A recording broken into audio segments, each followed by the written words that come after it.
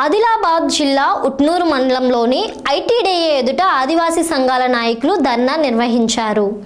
నెల రోజుల క్రితం జైనూరులో జరిగిన ఘటనను నిరసిస్తూ ఉట్నూరు ఐటీడీఏ ఎదుట ఆదివాసీ మహిళపై అత్యాచారానికి పాల్పడిన షేక్ ముగ్ధమును వెంటనే ఉరితీయాలని ఆదివాసీ నాయకులు డిమాండ్ చేశారు. గత నెల రోజుల నుండి ఆదివాసీ సంఘ నాయకులతో కలెక్టర్లు, ఎస్పీలు, మంత్రి సీతక్క చర్చలు జరిపినా ఇప్పటి వరకు తమకు న్యాయం జరగలేదంటూ ఆందోళన వ్యక్తం చేశారు.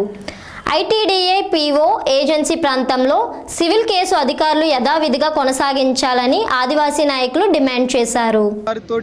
చర్చలు జరిపి సమస్యలు పరిష్కరిస్తామని చెప్పడంతో మేము మా కార్యక్రమాలు వాయిదా వేసుకుంటా వచ్చాం. ఏదైతే 15 రోజులు గడిచిపోయినాయి కానీ ప్రభుత్వం నుంచి ఎలాంటి స్పందన లేకపోవడంతో ఆదివాసీ హక్కుల పోరాట సమితి తుడుం దెబ్బ ద్వారా పిలిపివ్వడం జరిగింది.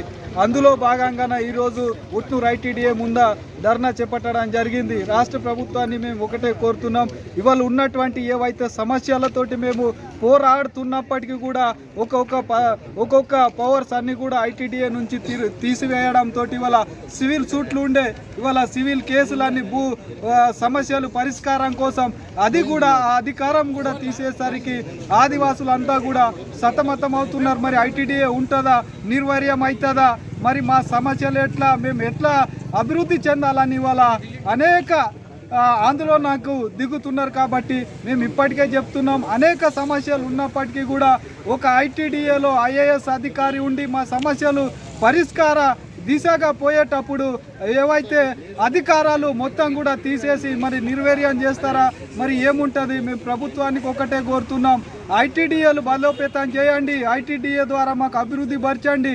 మాకు కలెక్టర్ కానీ వేరే వాళ్ళకు కూడా మేము విజ్ఞప్తి చేస్తున్నాం, కలెక్టర్ దగ్గర పోవాలంటే మా ఇక్కడ ప్రాంతం వాళ్ళు పోలేరు. కాబట్టి మాకు ఏవైతే ఐటీడీఏ ద్వారా ఉపాధి ఉద్యోగ అవకాశాలు అన్నీ కూడా కల్పించి న్యాయం చేయాలని మేము కోరుతున్నాం.